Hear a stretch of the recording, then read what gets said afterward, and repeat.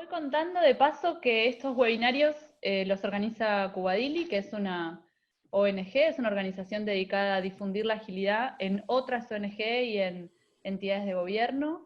Tenemos alcance latinoamericano, estamos principalmente con sede en 3 países, Colombia, México y Argentina, pero tenemos amigos y amigas y colaboradores de todo el mundo, así que hoy nos acompañan Teresa, José Ra y José Manuel, que están en España, disfrutando el calor, son el Team Verano va a estar contento.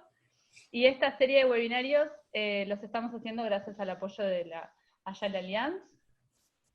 Fueron 5, hoy es el número 4, y la semana que viene es el último. Los temas que se fueron abordando fueron el trabajo con equipos remotos, el diseño centrado en el usuario, beneficiario, destinatario. La semana pasada que estuvo Tere también hablando sobre dinámicas para diseñar programas, campañas y servicios, y hoy les vamos a hablar de cómo reducir el esfuerzo y aumentar el impacto, cuáles son las formas de trabajo, cómo cambiar nuestras formas de trabajo para hacerlas más simples e igual tener el impacto que queremos tener. Entonces, algunas preguntas que se me vienen a la cabeza que vamos a intentar por ahí conversar hoy entre Tere, José Ra y José Manuel. Corríjanme si digo algo mal o si quieren agregar. Como cuántos planes o cuántas veces planificamos cosas en vano, o cuántas veces ponemos la energía y el esfuerzo increíble y los beneficios que obtenemos o el impacto que logramos tener con toda esta energía no es el que esperábamos. Entonces, ¿cómo hacer para que la energía, encauzar la energía para lograr el impacto que esperamos? Y la propuesta es empezar simplificando. De eso les vamos a hablar hoy hasta las 3 de la tarde. Bienvenidos y bienvenidas a todos los que se están sumando. ¿A quién tenemos acá? Bueno, ya dije que están del otro lado del charco, que están disfrutando del verano. ¿Hay alguien que está triste porque se le suspendieron las fiestas de San Fermín? A ver, pongamos caras de contentos, salvo el que está triste. José Ra está un poco triste porque se le suspendieron las fiestas de San Fermín por el distanciamiento social. Este año no ha podido ser. Pero eso no le impidió estar en el webinar, así que gracias. Gracias. De nada. Placer. Después lo tenemos a José Manuel. José Manuel es uno de los, a ver, voy a contar la historia tal cual me la contaste, pero tal vez me equivoque. Es uno de los que impulsó la comunidad de Agile Spain en España. Bueno, aquí hay gente bastante culpable también, ¿eh? No solo yo. Y no le fue tan mal igual, ¿no? Es una comunidad muy grande. Sí, sí. Sí, de hecho, la asociación Agile Spain, que es la que digamos, ha quedado de todo eso, lleva organizando desde 2010 una conferencia anual que ya, bueno, este año se va a organizar, según he entendido, porque yo ya no estoy tan involucrado, pero se va a organizar online. Pero el año pasado, si no recuerdo mal, superaron los 1000 asistentes, si no recuerdo mal, ¿verdad, José Ra? Sí, me parece que sí. Sí. Y O sea que... José Manuel también está participando de un experimento que se llama, yo lo tuve que buscar, mirá, no sabía ni lo que era, Dexsurfing virtual. Ah, sí, sí, sí, sí. Bueno, además lo estoy haciendo con unos amiguetes vuestros también, de la gente de Clear, que muchos de ellos están trabajando, bueno, son argentinos, pero tienen mucha implantación en Sudamérica. Y la verdad es que es una experiencia muy interesante, porque el desk surfing consiste en irte a una mesa que te cede a una mesa que te cede alguien en una empresa, pero hacerlo virtual significa, no hay una mesa exactamente. Entonces, ¿qué significa? Pues estamos un poco explorando qué significa irte a la oficina de alguien que te cede un espacio, ¿no? Que básicamente Y esta semana escribiste una entrada en tu blog sobre la experiencia, tal vez después podemos compartir a las personas que nos están escuchando para vale, que se pues mira, animen a probar cosas, ¿no? Diferentes, claro, que la virtualidad nos permite. lo pongo en el chat, ¿vale? Dale, perfecto. Y por último, Tere, que la dejé para el final porque, no sé, por afinidad. Tere está en Zaragoza y ella se convirtió de ser consultora tradicional a agilista desde el año 2011. Tiene un perrito que anda por ahí que tal vez en algún momento nos venga a visitar. Lo tengo debajo de la silla, o sea, si se pone a ladrar, pues ya me mutearé o le estrangularé o, bueno, esperemos que no se porte mal. Bueno, y Tere se dedica a estos temas también de la agilidad. Los tres son grandes especialistas y consultores de agilidad. Les agradecemos que estén dedicando su tiempo a difundir la agilidad en organizaciones de la sociedad civil y en equipos de gobierno, que es como el propósito que tenemos desde Cubadili. Bueno, basta de hablar. Les dejo la palabra a ustedes, que nos metamos con el tema. La última aclaración que hago es que les pedimos a las personas que para hacer preguntas sigan usando el chat en la opción de todos los panelistas y todos los asistentes. Pueden también usar la funcionalidad de preguntas y respuestas, pero ahí solo lo vemos algunos, por eso preferíamos que usen el chat general. Joserra. Empezamos. Voy a compartir pantalla para tener un poco de soporte gráfico. Vale. ¿Se ve la pantalla? ¿Confirmármelo? Sí, perfecto. Bueno, entonces hablamos de simplificación de procesos. Aquí vamos a usar la palabra eficiencia. Eficiencia para hacer esos procesos cada vez que den mejor servicio, que den más valor. Y el primer punto que voy a explicar muy breve es desde qué perspectiva proponemos en la agilidad simplificar esos procesos, ¿vale? Y vamos a hablar de la eficiencia de flujo.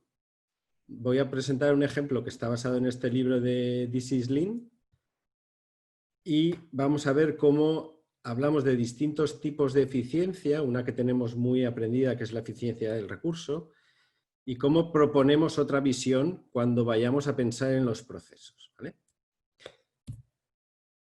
Aquí tenemos a Alison, que cree que tiene cáncer y va a ir a hacerse un diagnóstico. Entonces,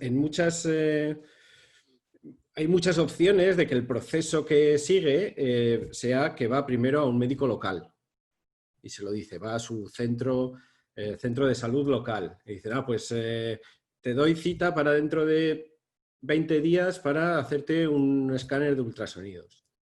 Y le hacen, y, pues mira, te vas a hacer otra prueba que es una clínica. Venga, pues vale. Y luego te vas a hacer otra prueba, te van dando citas, ¿vale?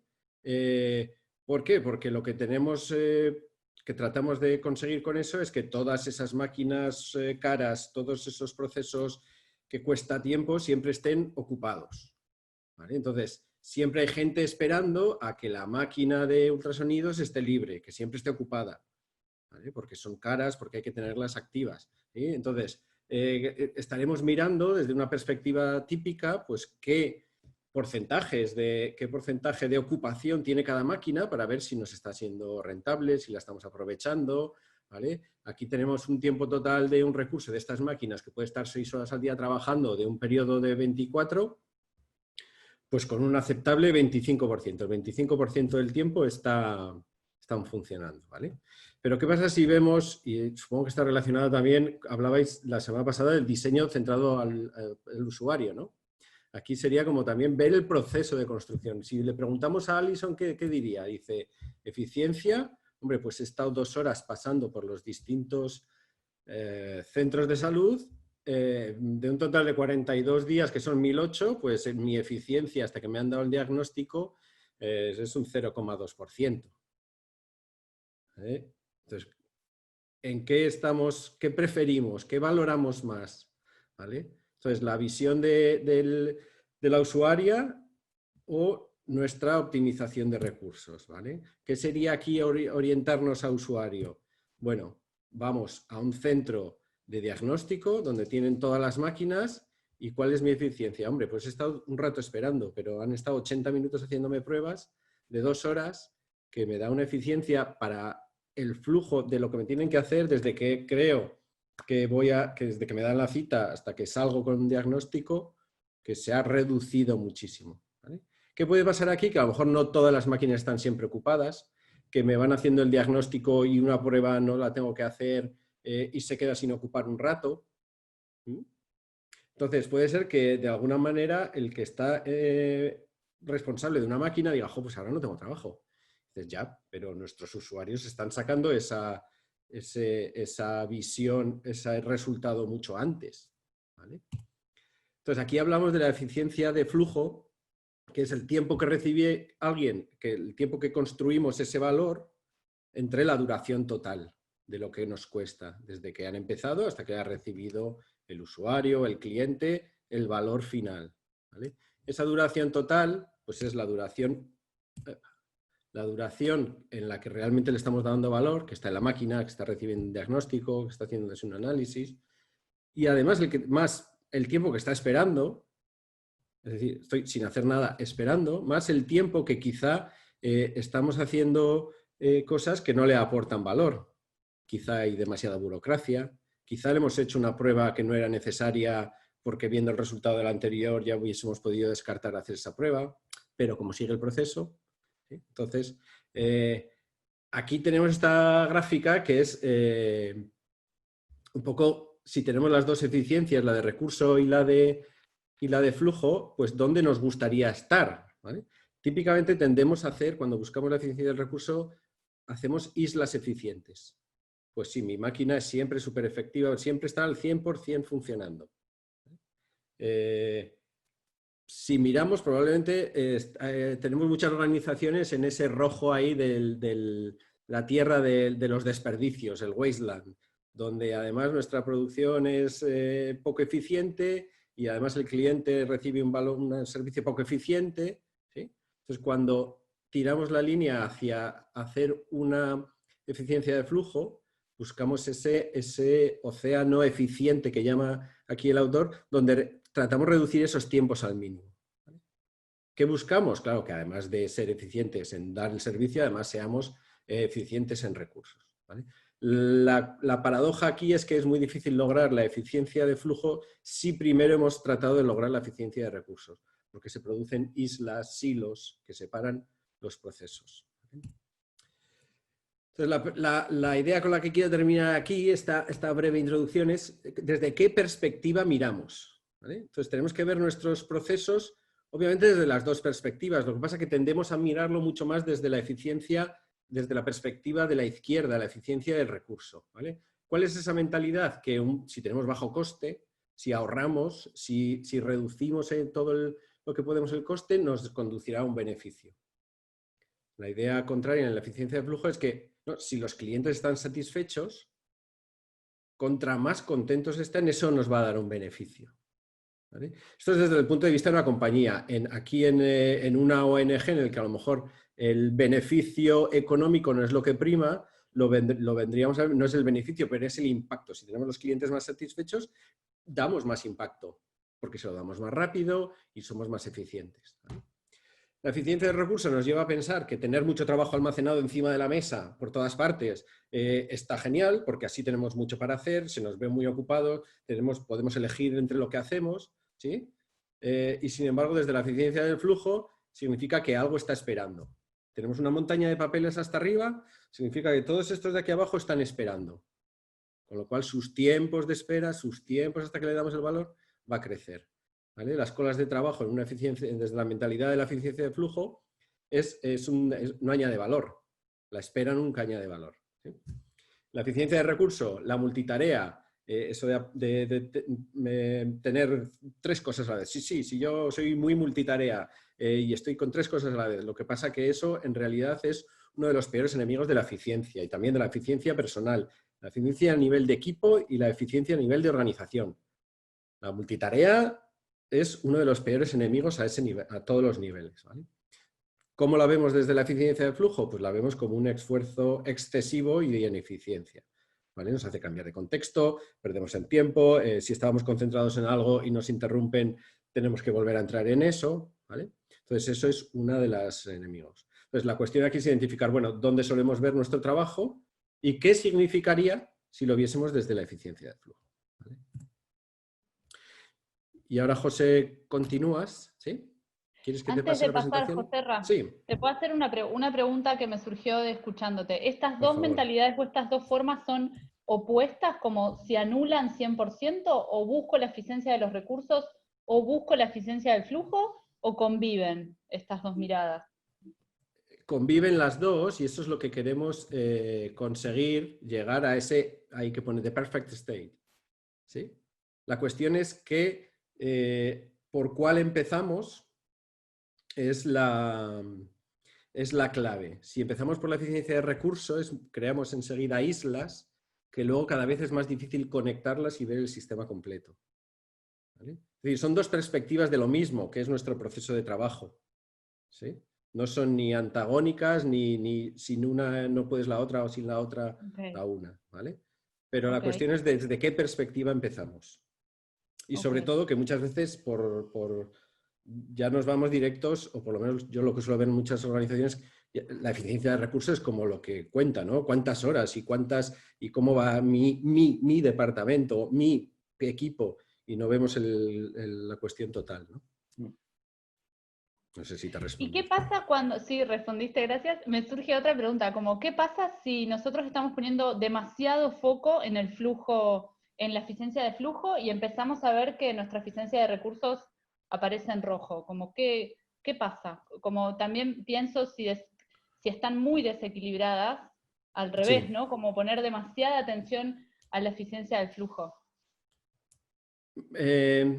Lo que pasa es que la eficiencia de recurso cuando medimos la eficiencia del recurso no podemos medir solo la utilización y muchas veces la eficiencia de recurso que medimos, si nos centramos en eso y tenemos muchas esperas, por ejemplo, generamos llamadas de clientes y decimos, pues mira, nuestros recursos están muy bien atendiendo a los clientes y dices, ya, pero son llamadas porque están impacientes por su diagnóstico. Claro, que se podrían ¿vale? evitar. Perfecto. ¿Sí? Entonces, hay que realmente de esa parte de la gestión de recursos, ¿cuánto estamos dando como valor real? ¿Sí? Obviamente hay que tener el balance, es decir, si hicieses un servicio perfecto y no te sale rentable o no lo puedes pagar, tampoco es sostenible. ¿Sí? ¿Sí? Es un balance, pero desde la perspectiva ágil el balance es así. ¿Sí? Hay que ir hacia el valor de flujo porque nos va a acabar dando mejores beneficios o impacto. ¿Sí? Perfecto. Antes de darle la...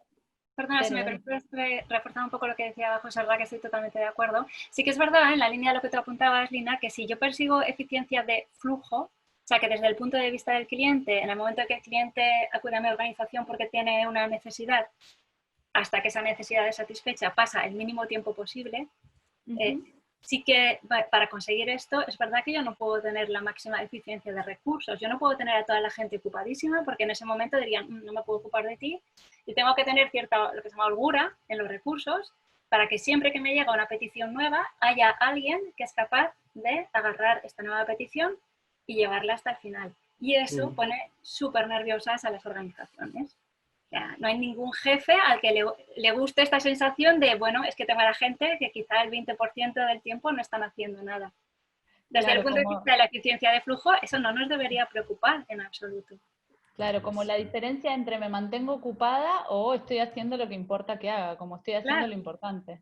O sea, no pasa nada, siempre hay cosas que hacer, esa gente nunca va a estar parada, siempre va a estar pensando cómo hacer las cosas mejor, aprendiendo del que tiene al lado, pero sí que necesitamos que haya ahí cierto slack o cierta holgura para recibir las nuevas solicitudes de clientes. Cuando estamos todos hasta arriba con lo nuestro y encima, como decía José Ra, un montón de papeles, la eficiencia de flujo va a ser imposible, porque llega una nueva petición y te encolo abajo.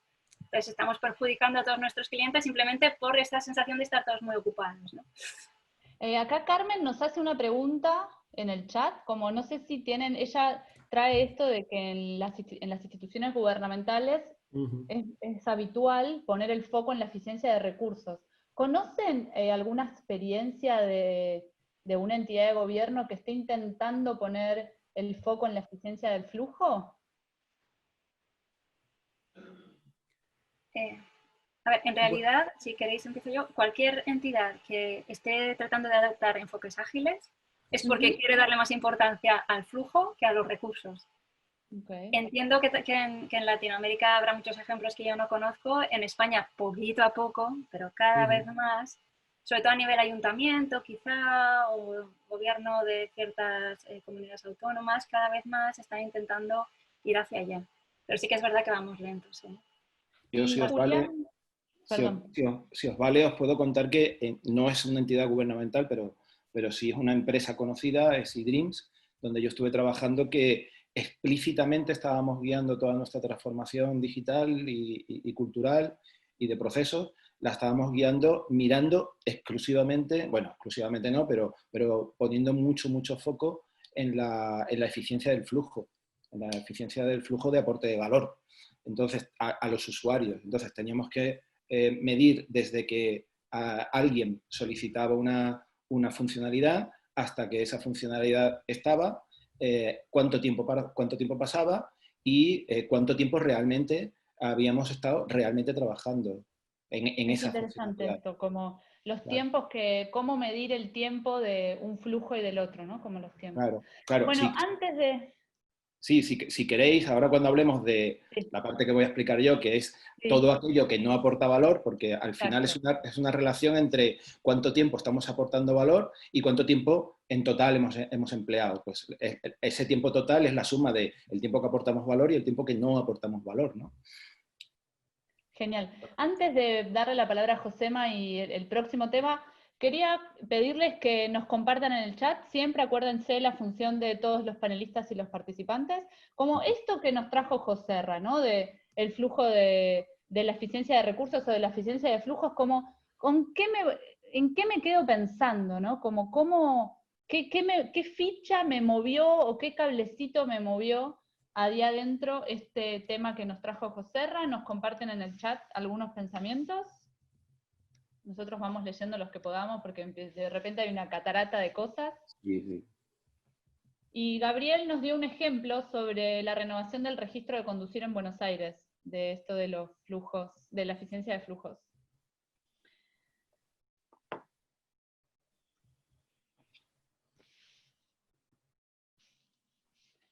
Bueno, Josema. Vale, pues continúo entonces. Una de las conclusiones que nos gustaría que os llevarais es que dejemos de pensar en que la gente, las personas, son las que son eficientes o ineficientes. Cuando hablamos de eficiencia, como estaba hablando Joserra, tenemos que pensar en los procesos que son ejecutados. Entonces ahí no solo participan personas ejecutando los procesos, sino que también los hemos diseñado, ¿vale? Entonces, si hacemos un pequeño repaso de aportación de valor, ¿no? El flujo al final consiste en aportar valor. Entonces vamos a ver actividades que aportan valor, como por ejemplo, a ver, ahora, por ejemplo, una máquina que está fabricando una pieza para un coche, un funcionario que está procesando un formulario, un médico que está atendiendo a un paciente, pero hay actividades que no añaden ningún valor, como por ejemplo, pues las piezas que están esperando en el almacén, los formularios que están esperando en una bandeja de entrada a ser procesados, un paciente esperando en una cita. Ninguna de estas actividades están aportándole valor al que termina recibiendo ese trabajo, ¿no? Entonces, a eso lo llamamos desperdicio, ¿vale? Desperdicio que en inglés, si lo leéis en inglés en algún momento, lo leeréis como waste, lo utiliza mucha gente, utiliza la palabra en inglés, igual que hemos utilizado lean, que es una palabra que también significa, en español la traducción sería como magro, como alguien que no tiene grasa, lo que no tiene grasa. Lo que estamos queriendo decir es que estamos poniendo el foco en eliminar todo aquello que es despilfarro, todo aquello que es innecesario, ¿no? Entonces, definamos desperdicio para estar todos de acuerdo en que cuando yo hable de desperdicio, eso va a significar todo lo que no aporta valor a los usuarios, ¿vale? Entonces, conectando un poco también con Lean y con todo lo que los japoneses estuvieron trabajando después de la Segunda Guerra Mundial en Toyota, ellos hablan mucho de tres clases de desperdicios: el muda, el mura y el muri, ¿vale? Muda es cualquier actividad en un proceso que consume recursos, pero que no agrega valor al producto que estamos construyendo al producto o el servicio que estamos entregando al cliente, ¿vale? Mura sería cuando tenemos irregularidades en el proceso, cuando de repente nos vienen picos de demanda, ¿vale? Picos o valles, porque todo depende desde la perspectiva que lo mires, ¿no? Y el Muri sería cuando tenemos que hacer un gran esfuerzo para poder resolver algún tipo de actividad. Y eso al final nos termina provocando un cuello de botella, ¿vale? Paso muy deprisa por esto porque nos vamos a centrar en los waste, en los muda, ¿vale? En los tipos de desperdicio que representan, como hemos visto, jolín, que se me ha ido otra vez, actividades que realmente no aportan valor, ¿vale? Nos vamos a centrar, no sé si ves mi cursor, en el muda, ¿vale? Entonces, tipos de muda. El dibujo que tiene un balde lleno de agujeros. Sí, El dibujo es un balde que está lleno de agujeros y estás poniendo agua y se desparrama. Efectivamente. Entonces, tipos de desperdicio que no aportan valor, actividades que no aportan valor. Pensemos por un momento que todo esto surge en manufactura, es decir, en trabajos donde en realidad no estamos hablando de la gestión del conocimiento, estamos hablando de materiales que van pasando por una cadena de producción y que terminan construyendo algo que termina siendo físico, ¿vale? Entonces, hablan, por ejemplo, de exceso de inventario, de sobreproducción, de defectos, de sobreprocesamiento, de esperas, de el tiempo innecesario para mover el material de un lugar a otro, incluso del talento no utilizado para poder construir eso que estamos construyendo. Pero cuando nos lo llevamos a la gestión del conocimiento, esas actividades son un poco diferentes. Entonces, me gustaría que pensarais por un momento, cuando hablamos, por ejemplo, de trabajo parcialmente hecho, ¿a qué creéis que nos estamos refiriendo cuando hablamos de la gestión del conocimiento? Utilizad el chat, por favor, y así no estoy hablando yo todo el rato y puedo beber agua. Lo que les pedimos en el uso del chat es que escriban a todos los asistentes, panelistas y asistentes. Sí. Venga. Así los vemos todos. Ejemplos, seguro que habéis visto en algún momento en vuestro trabajo, habéis encontrado una actividad Pero no. que... Si las organizaciones son súper eficientes, nadie tiene ejemplos de Muda, ni de Muri, ni de nada de esto. Vale, ahí hay... Venga, ya, hay un montón, efectivamente. Hablaban por aquí de informes a medio hacer. Efectivamente, un informe a medio hacer es un trabajo parcialmente hecho, no ha quedado terminado, ¿vale? Está a medio hacer y eso forma parte de nuestro inventario. Si fuéramos capaces de visualizarlo, estaremos viéndolo a lo mejor en un panel en nuestra oficina o en algún sistema donde están amontonados todas las peticiones que nos han hecho, que hemos empezado a trabajar en ellas y que están a medio hacer. Si empezáramos a poner el foco quizás en acabar cosas, efectivamente, las tarjetas del Trello que no avanzan, efectivamente, esas.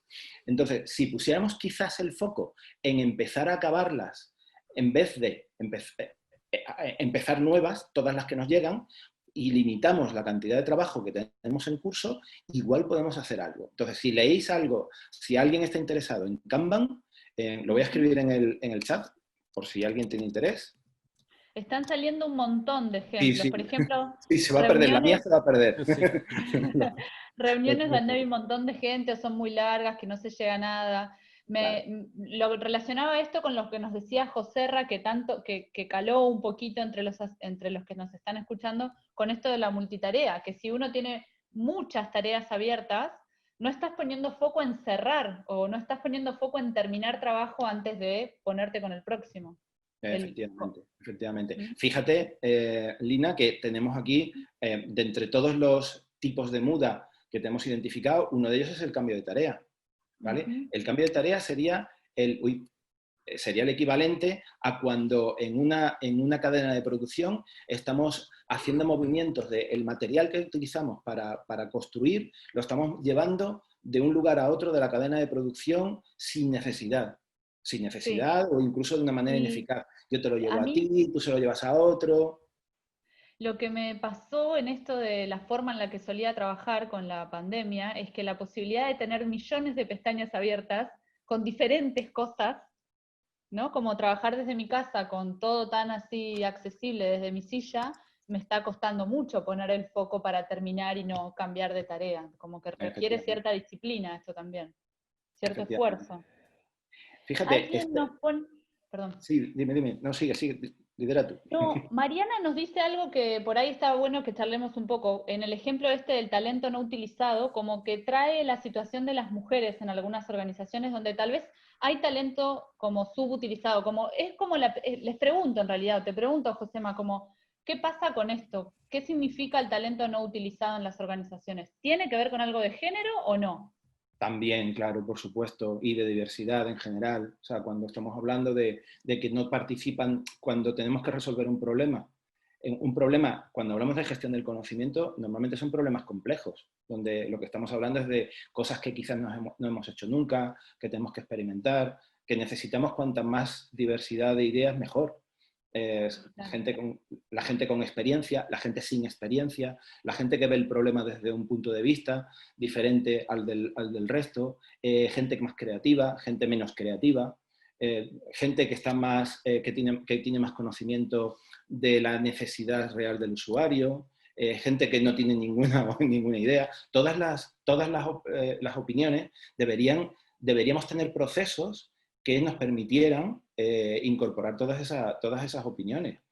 Cuando organizamos una reunión o un taller, cuanta más diversidad tenemos, pues más fácil es. Pero claro, como decía Joserra, no es solo enfocarnos en la eficiencia del flujo a aportar, del valor a aportar, sino que también tenemos que fijarnos en el uso de los recursos, porque la compañía tiene que seguir siendo rentable o la organización que sea. No podemos hacer talleres de 50.000 personas para obtener la opinión de las 50.000 personas porque todas son importantes, ¿vale? Estoy exagerando, ¿vale?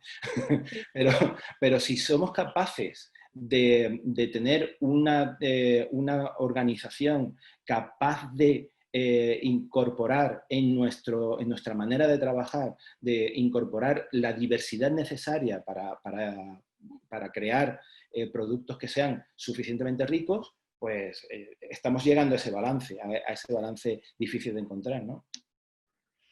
Y otra pregunta que se me ocurre tiene que ver con esto de las esperas y la jerarquía. Como no sé, José y Tere también si quieren contribuir, pero ¿qué pasa con organizaciones que son muy jerárquicas y generan a veces como cierta parálisis, ¿no? en la toma de decisiones? Sí. Absolutamente.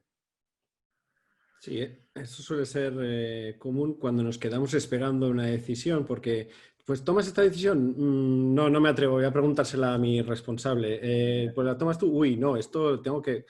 Y claro, contra más arriba subes, más escalones, más pasos damos, todo eso genera esperas y al final genera más ineficiencia, ¿sí? La respuesta a eso, para simplificar, es la delegación. Bueno, pues deleguemos. ¿Cómo delegamos, etcétera? ¿Cómo mejoramos esos procesos? ¿Cómo los acercamos? ¿Sí? Sería un tipo de simplificación, ¿vale? Pues mira, que este equipo tenga esta responsabilidad.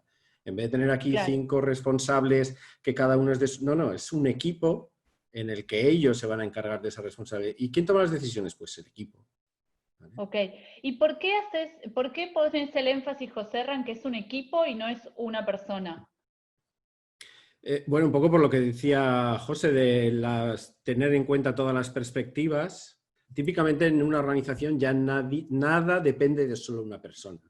Entonces, casi todas las cadenas de valor de una organización o de una empresa tienen que pasar por un montón de personas. Contra más simplifiquemos su relación, ¿vale? Que esa unidad vendría a ser el equipo, pues más fácil es que lo que entra en ese equipo luego salga lo más rápido posible. ¿Sí?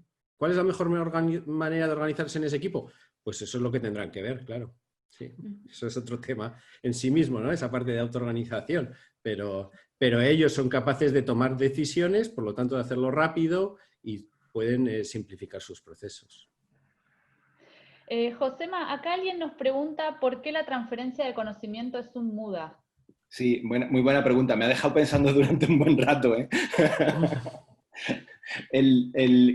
Sinceramente, creo que yo lo he agrupado ahí por inercia, porque siempre lo hemos organizado de esa manera. Porque originalmente eran 7 desperdicios, la gente que trabajaba en Lean Manufacturing identificaba 7 categorías de desperdicios, luego le añadieron el 8º, que es el talento no utilizado, como evolución a eso, cuando los Popendiek, que son los autores de un libro muy interesante sobre Lean Software Development, ellos evolucionaron un poco el concepto de los desperdicios llevándolo a la gestión del conocimiento, al desarrollo de software en concreto, y lo heredaron. Y entonces yo, como heredero de ese linaje, pues lo he incorporado así. Sinceramente no me lo había planteado, que pudiera no ser un Muda. Yo, perdona, no sé, yo voy a disparar aquí al aire, ¿vale? No sé si tendrá que hacer algo, pero quizá cuanto menos transparencia tengas en la información, más necesario es perder mucho tiempo cuando una persona es la única que tiene el conocimiento y tengo que transmitirlo a otro, mientras que si esto fuera más distribuido, más colaborativo, más abierto, no tendríamos estas pérdidas. Es el único sitio por donde se me ocurre, no sé si... Sí, o sea, yo siempre lo he entendido, claro, yo siempre lo he entendido desde el punto de vista del coste de oportunidad, es decir, no estamos aportando tanto valor como podríamos. Ya. Sí. ¿Sabes? Estamos contando las cosas entre nosotros en lugar de estar... Sí. Claro. Sí, y otra cosa que se me ocurre agregar ahí, la transferencia de conocimiento, como sentarme a leer o sentarme a ver videos y esperar que una persona atraviese una curva de aprendizaje muy grande antes de que haga, antes de que aprenda haciendo. Entonces, a veces es preferible que las personas aprendamos mientras hacemos y que cometamos algunos errores y tal vez pagar el costo de esos pequeños errores que me capitaliza o me devuelve aprendizaje mucho más rápido y concreto que darle un manual y hasta que no te leíste todo el manual, hasta que no te viste todos los tutoriales, no te dejamos opinar, meter mano, tocar, como también se me ocurre por ahí. Qué bueno, Lina. De hecho, fíjate, muchas veces estamos hablando de algo que produce un desperdicio y en realidad empezamos a conectarlo con otros desperdicios. Y es que muchas veces lo que sucede, lo que tú estabas hablando, es un magnífico ejemplo, pero que también produce otro desperdicio, el de un proceso innecesario. Yo estoy haciendo algo que en realidad no necesito hacer. Ponerme a leer un manual, probablemente, aparte de estoy esperando desde un punto de vista más conceptual, estoy esperando a poder empezar a aportar valor, ¿vale?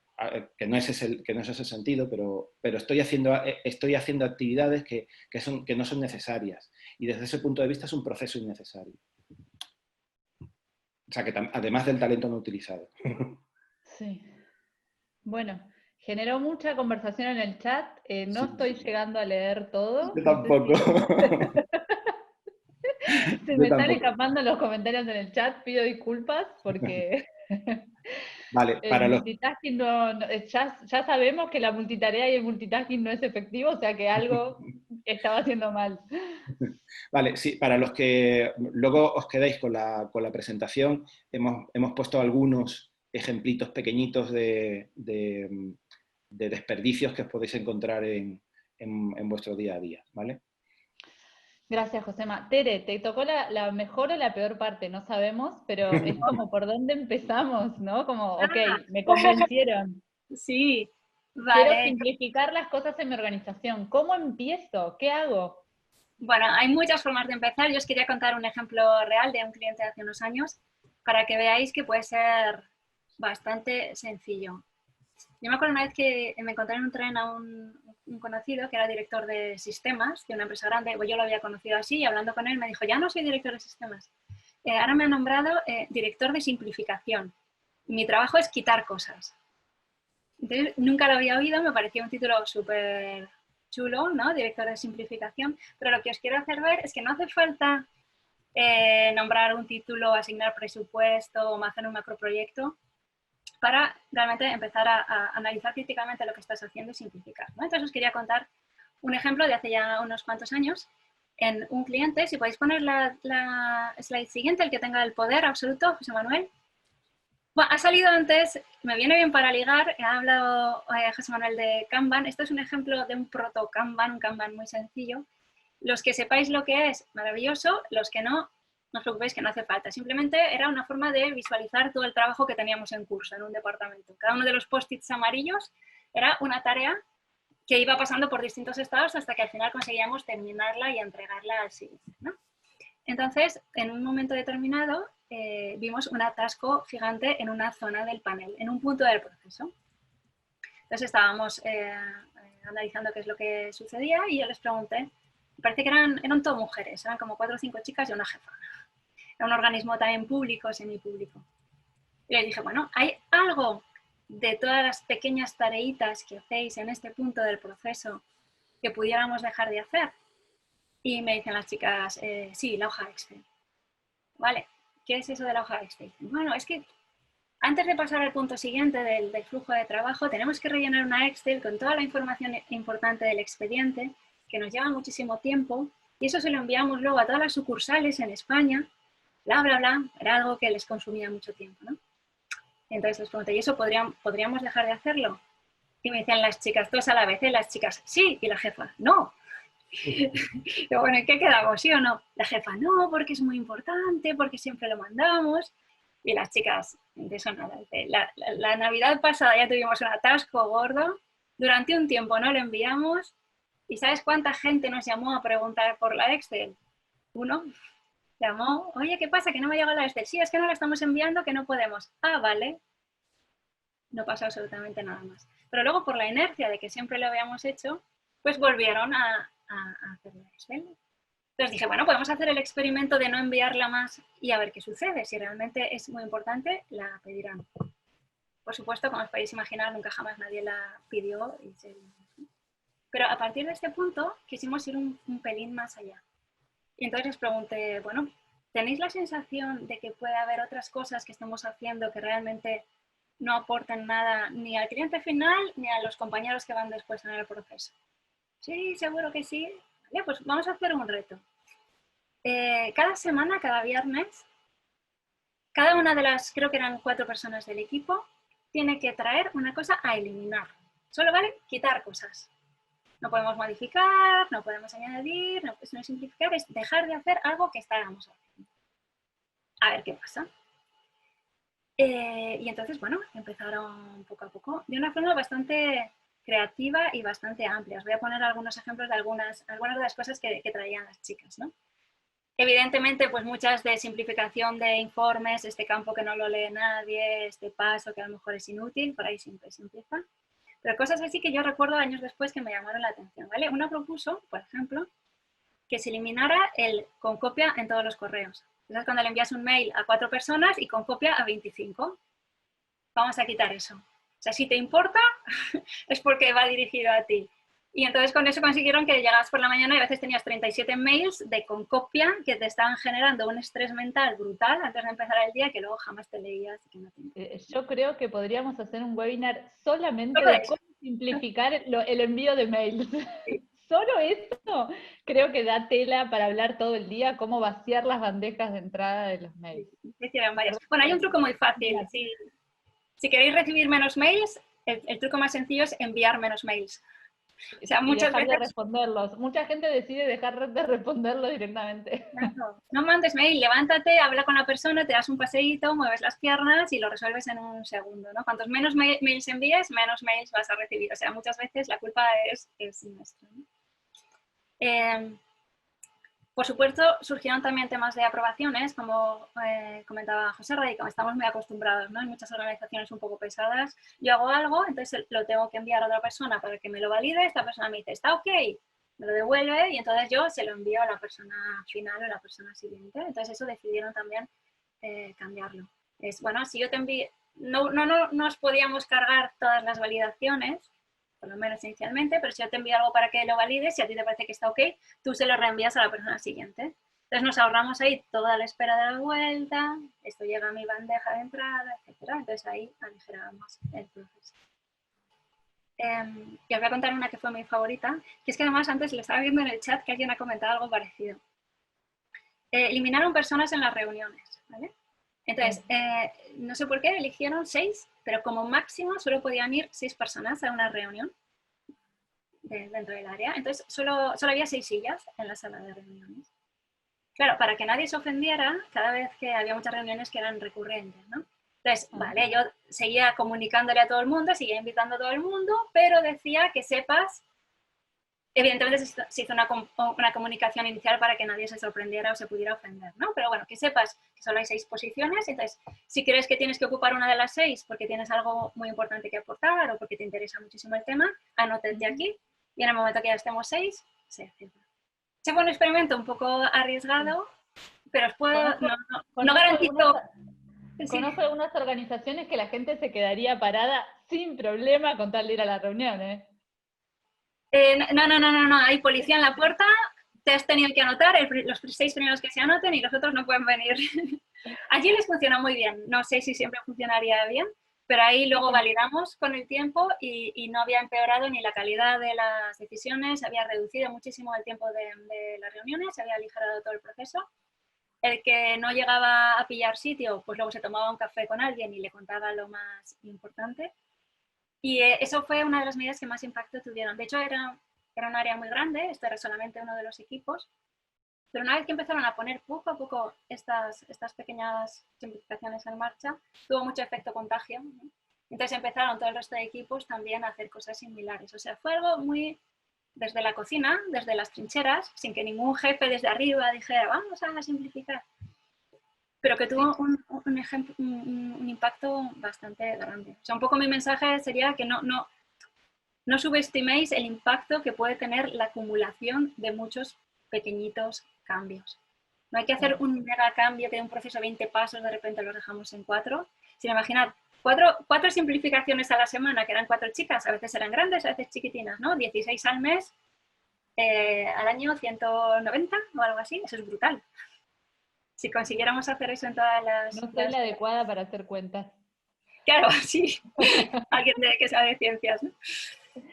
Sí, como lo que me gustaría rescatar de tu ejemplo, primero esto, como las personas involucradas en el proceso son las que están tomando las decisiones sobre el proceso mismo, ¿no? Exacto. Después, esto que traes de los pequeños, usaste la palabra experimento en un momento, para la agilidad o para los que estamos en este mundo de la agilidad, la palabra experimento nos resuena un montón, pero cuando hablamos de experimento hablamos de esto, como de pequeñas propuestas que como equipo nos animamos a cambiar. Y es una prueba, como vamos a ver si funciona. No significa que lo cambiamos de hoy para siempre, sino que es hoy hacemos el cambio, observamos, vemos cómo nos va, y después conversamos si sostenemos este cambio, ¿no? Como eso queremos decir cuando hablamos de experimentos. Entonces, las personas que están impactadas por el proceso son las que toman las decisiones, siempre con una mirada de experimentación o de ir observando si los cambios que hacemos no funcionan. Pequeños pasos, como en forma iterativa. No sé si Josema o Joserra quieran rescatar algo más del ejemplo que nos trajo Tere. Sí, bueno, a eso es lo que le llamamos el Kaizen, ¿no? Sí. Los japoneses, que a nosotros nos encantan las palabras japonesas, hablan del Kaizen y del Kaikaku, ¿no? Que el Kaizen es el cambio sostenido en base a pequeños cambios, ¿no? Que es el planteamiento que planteaba Teresa, y el Kaikaku, que es el del hacer cambios mucho más bruscos, ¿no? Entonces, el cambio brusco nos permite avanzar de una manera más rápida, quizás, pero también hay que sostenerlo luego y a veces se rompen cosas, claro. Sí, preguntaban también en el chat en qué momento dijeron que ya no había más cambios. ¿Cuándo ves que no se necesita, ¿no? Si siempre va a ser necesario. Ahí está la metáfora del juego de la perfección, ¿no? Bueno, pues vamos a tratar de dejar de hacer cambios cuando seamos perfectos. Pero claro, como la perfección es imposible, no se puede alcanzar la perfección, bueno, pues siempre vamos haciendo cosas que van mejorando, ¿sí? Además también el contexto va cambiando, con lo cual nos implica cambios que muchas veces no son solo mejoras, sino son adaptaciones.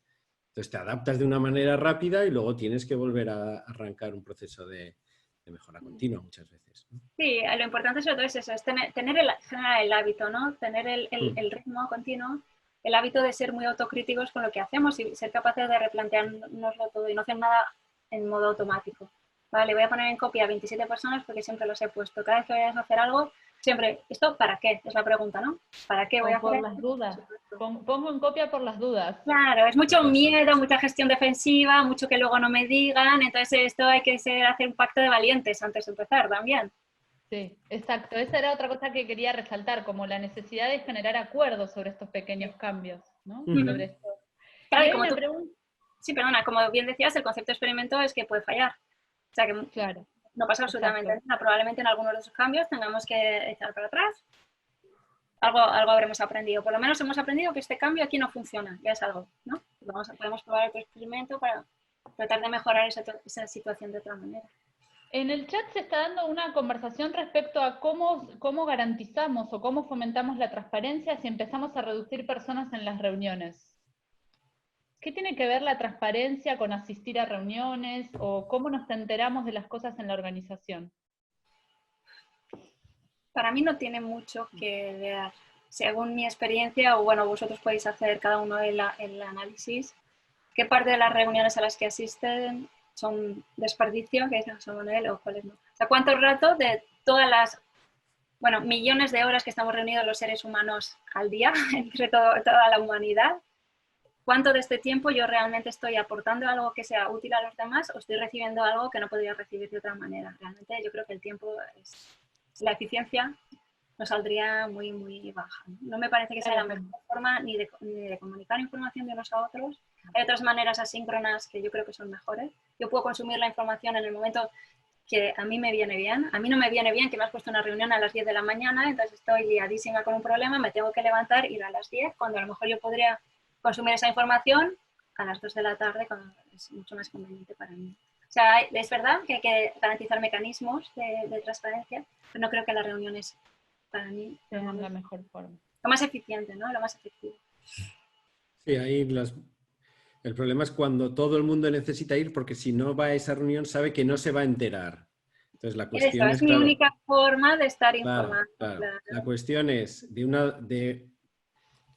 una cosa que se puede simplificar, que he visto muchas organizaciones, hay organizaciones, he visto, bueno, hacemos un acta de reunión y tienes el acta de todo lo que se ha hablado en las reuniones y dices, no, documenta lo que sale de esa reunión. ¿Qué habéis decidido? Pues documenta la decisión. No hace falta que documentes las 2 horas a las que habéis llegado hasta ahí. Quizá 4 cosas importantes. Y eso difúndelo. O que todo el mundo sepa dónde se queda. Ya está, has hecho transparente esa reunión y no necesitas que esté todo el mundo ahí.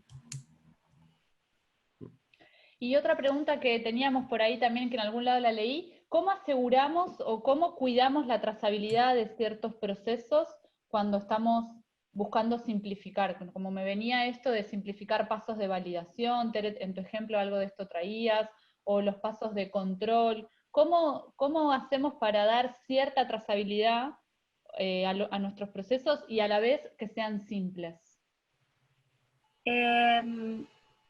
No sé exactamente lo que se entiende por trazabilidad. En esta organización en concreto con la que trabajaba, no es que tuvieran absolutamente descritos todos los procesos, ni hubiera ninguna iniciativa en la cual estaba clarísimo quién se pasaba qué, sino que todo el mundo funcionaba por inercia. Okay. Entonces, hacer el cambio, yo creo que realmente el proceso más explícito que teníamos era ese Kanban. Era la primera vez que habíamos puesto un poco en orden, oye, pero aquí cómo trabajamos. Entonces era tan sencillo como arrancar el post-it y poner otro, o cambiarlo, o fusionarlos. ¿Sí? No, en aquel caso no se necesita más. Sí, pero sí, si entiendo. no... Perdón, perdona. Dale. No, la visualización del proceso y hacer visible el trabajo, bien sea mediante post-its, mediante un panel electrónico, lo que sea, pero que ese trabajo se vea en un sitio, como ha enseñado Teresa el ejemplo del Kanban, es lo que crea transparencia en muchísimas organizaciones y que además muchas veces es una sorpresa. Sí. Pues, ostras, todo esto tenemos en marcha. Yo me acuerdo de algunos equipos de decir, oye, pues somos 6, 7 en el equipo, venga, vamos a ver, todo lo que tengáis, ponerlo en el panel. Y empiezan a escribir postes, oye, habéis sacado 130 tareas que tenéis en marcha, pero si sois 7.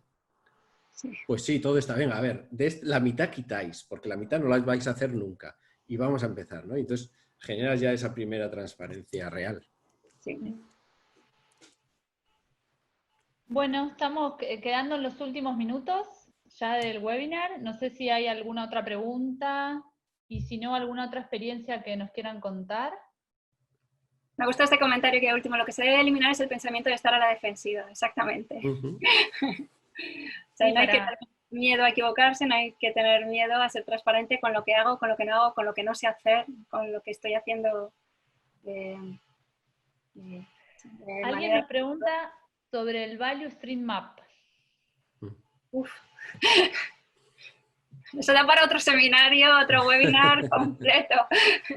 Bueno, pues básicamente es una técnica que consiste en dibujar la cadena de valor, desde que alguien te hace una petición hasta que termina saliendo.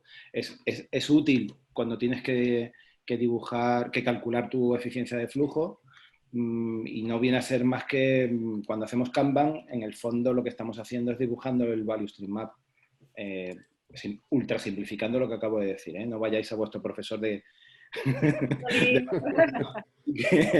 y le digáis que he sido yo. Es especialmente útil cuando esa cadena de valor atraviesa distintos, como suele suceder, ¿no? Distintos departamentos o distintos equipos. Es que cada equipo solamente tenía una visión súper parcial, yo estoy haciendo aquí, pero cuando levantas la vista y ya te das cuenta de cómo tu equipo contribuye al proceso, ahí es donde se descubren a veces perlitas. Y hay una pregunta más en el chat, algo de Process Meaning, no sé si lo pronuncié bien, ¿cómo mapear procesos en base a la realidad? ¿Alguien escucharon alguna vez hablar de esto?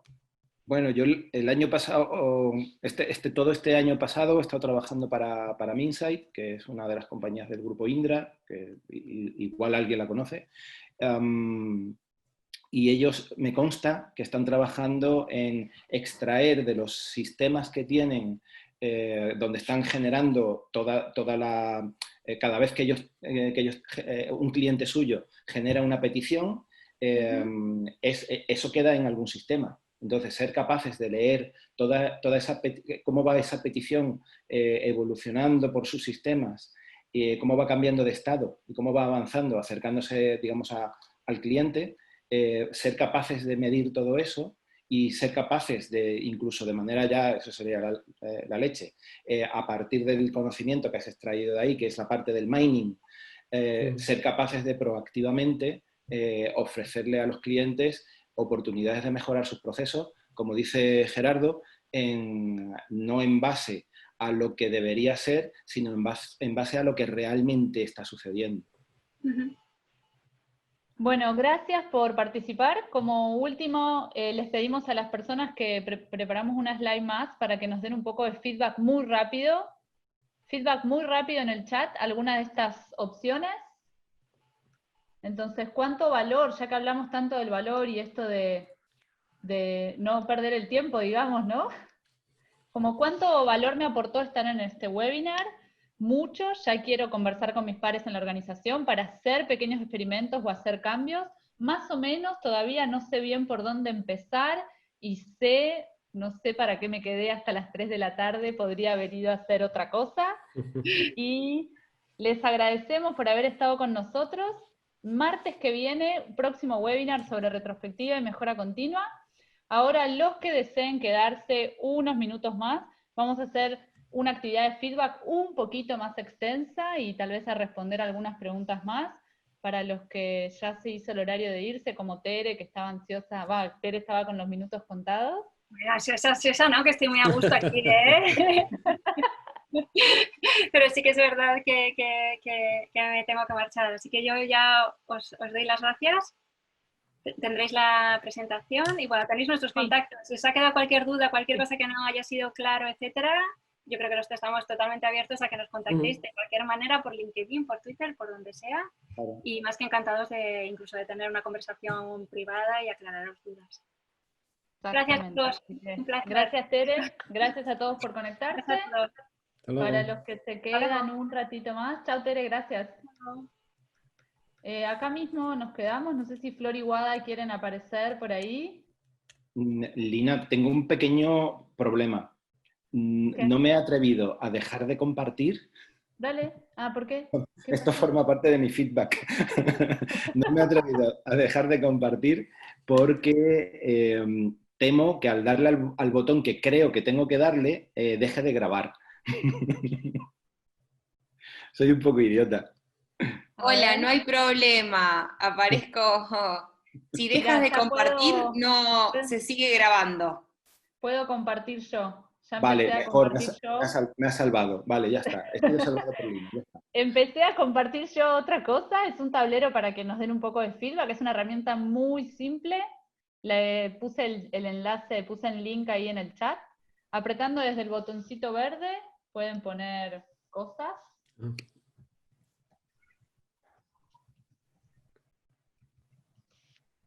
Solo para que nuestro próximo webinar salga mejor. Espérate, que me he vuelto a liar. Está, A ver, es que soy un inútil. ¿Qué te está pasando, José? Porque soy muy inútil. Y por ahí, si quieren contarnos ustedes como qué les pareció, ¿cómo fue esto de participar con Cubadili en uno de los webinars? ¿Quieres que lo dejemos por escrito o te lo vamos diciendo? Como quieran. Bien, bien, yo me lo he pasado bien. Es que además hacía tiempo que no coincidía ni con Teresa ni con... Bueno, con Teresa un poco menos, porque nos vimos hace poco para otra cosa, pero con José hacía tiempo que no nos veíamos. Y tuvieron... Sí, yo creo que el formato está bien, así dar 3 pinceladas y mezclarlas con las preguntas, ¿no? Y está muy a gusto, sí, sí. Sí, funcionó. ¿Qué vas diciendo? Sí. Se estuvieron juntando... No estoy viendo el tablero, pero creo que sí. Ah, 1 hora siempre queda corto. Ok. Nos ponen algunos temas de ver los principios y luego las experiencias reales. Mira, José, lo que traías vos.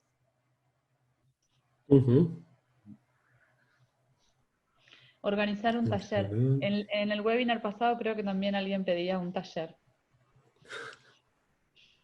Ya, pero es que eso es mucho más difícil y además Es que ten en cuenta que para hacer un taller también es necesario dar algún tipo de pista teórica, o por lo menos bien al principio o incluso mejor al final. Darles a la gente algo para practicar y luego que lo entiendan, que entiendan por qué ha sucedido lo que ha sucedido, que reflexionen sobre ello. Al final también se pega con el tiempo. Estaría guay, claro, pero... Las personas que están interesadas en talleres pueden escribir a Cubadili también y preguntar. Así que se suspendieron las fiestas de San Fermín. Pues sí, claro, con todo este jaleo, ya hace un par de meses ya dijeron que este año nada, no teníamos San Fermines, así que los pamplonicas pues nos hemos quedado chafaos. Sí, sí. Y acá estamos de nuevo muy, muy encerrados en Buenos Aires. ¿Ah, sí? ¿Ya os habían dejado salir otra vez? ¿Habéis vuelto así, sí. No a todos, no es que nos habían dejado salir a todos, pero sí se habían aumentado algunas de las actividades que estaban permitidas y el resto, hay lugares en el país que ya, ciudades en otros lugares del país que ya no están más en cuarentena, pero acá no bajaron los números, así que volvimos todos a estar encerrados. A ver cómo va, porque sí, esto va para largo en todas partes, ¿eh? Uf.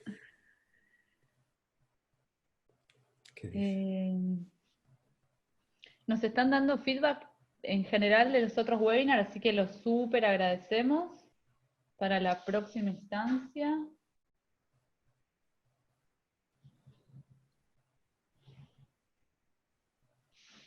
Bueno, creo que estuvo bastante bien. Lina, hay alguien que nos propone dar los contactos de los ponentes al final del webinar. Sí. Creo que están en la presentación que vamos a compartir, ¿verdad? Sí, y a ver si yo los puedo copiar y compartir ahora. Ah, no los pusimos al final en la presentación. No los pusimos. Vale, pues que no se nos olvide ponerlo antes de enviarlo, antes de compartirlo. Sí, lo ponemos ahora. Vamos a enviar todo el material y agregamos los contactos de Josema, de José Ray, de Tere, porque no están en esta versión que mostramos hoy. Así, preguntan si se puede ver la charla completa luego en YouTube. Sí, o sea, a todas las personas que se inscribieron, vieron que para inscribirse al webinar tenían que poner su mail, Entonces a todas las personas que se inscribieron les van a llegar todo el material, la grabación y la presentación, aunque tal vez personas que se inscribieron y no pudieron estar, igual les va a llegar. Ok. Flor, Guada, ¿quieren abrir micrófonos, participar de la conversación? Dale, buenas, ¿qué tal? ¿Qué tal? ¿Terminaste de Hay almorzar, hay Guada? un- Y hay ahí una les idea estaba compartiendo, les estaba diciendo que en la cuenta de Twitter, que es twitter.com/Cubadili, estuvimos compartiendo muchas de las cosas que se dijeron en el webinario y ahí están los arrobas de cada uno, tanto de Josema, de Joserra, de Lina y de Tere, así que ahí ya tienen pistas para empezar a ver dónde están y en qué andan y cómo contactarlos. Y también en nuestro LinkedIn, que también lo compartimos acá, también ahí están arrobados, digamos, ahí pueden, somos de público, compartimos toda la información de todo el mundo. Me encanta la palabra arrobados. Sí. Hay alguien que ha puesto en el estuvo buenísimo, alguien ha puesto sirve para evaluar y me he quedado pensando en qué quiere decir, qué habrá querido decir. Sirve para evaluar. Por ahí los procesos, las cosas que están haciendo, ponerse a pensar un poco más conscientemente en todo, evaluar todo capaz. Sí, como tal vez instancia más de reflexión o pensar Vale, un poco los procesos internos de la organización. Como me imagino a las personas tratando de llevar esto a su día a día. vale. Bueno, yo lo vi muy redondito, muy preciso, muy interesante cada una de las intervenciones. Con los ejemplos de Tere al final me pareció como muy concreto. Ujú. Así que estuvo muy bueno y aparte como en particular en este encuentro, vi como interacciones específicas con preguntas muy concretas de procesos o de problemáticas muy puntuales dentro de las organizaciones, ¿no? Como consultas muy específicas. Me pareció que estaba bueno eso. Que por ahí a veces surgen como cosas así más al aire de, bueno, ¿cómo podría tal cosa? Y no sé, es algo relacionado, pero ahora es como que sentí que el público estaba muy metido en el tema. Ujú. Está bueno que hayamos logrado eso, porque también era uno de los desafíos que tal vez se nos planteaba, como cómo hacer esto bien orientado, ¿no?, a este tipo de organizaciones o a este tipo de equipos, que por ahí no tienen tan presente por ahí no tienen tan presente ni la eficiencia de recursos ni la eficiencia de flujo, Ni- porque no es que, sobre todo lo pienso en el Estado, ¿no?, en los equipos de gobierno, donde pareciera que los recursos son más ilimitados o son más como como no hay nadie directamente afectado, ¿no? Como nadie pierde dinero en el Estado cuando nuestros procesos son ineficientes o cuando nuestro... Es el Entonces, dinero como, de nadie. Cuando todos lo perdemos, nadie lo pierde, eso es. Sí, sí. entonces Sí. como está bueno por ahí, nada, que tal vez hayamos logrado que surjan esto, preguntas más contextualizadas. ¿Alguien nos pone algo en preguntas y respuestas? Ah, alguien que se despide. Chau, Carlos. Sí, Bueno, creo que estamos, ¿no? sí, Muy Flor bien. está por ahí. No sé si Flor está por ahí. No sé. Y Sí, hola. todavía hay como 70 personas, bueno, ahí va bajando el número, 67 personas Todavía está por conectadas, aquí. pero no sabemos. Tal Sí, vez nos tienen tipo radio. a ver, los invitamos a que nos sigan y que se suscriban a todas nuestras redes, que las copiamos ahí en el chat, porque ahí van a poder ver si se suscriben a YouTube, van a poder ver cuándo subimos el último taller. Bueno, en LinkedIn también compartimos un montón de contenidos, en Medium compartimos notas, Twitter un montón de pensamientos, digamos, en Instagram también, así que los invitamos a que se suscriban. Y el próximo martes es el último de esta serie de 5 encuentros. Así que eso, los esperamos también el martes que viene a las 14 Buenos Aires, 19 España, 12 México y Colombia.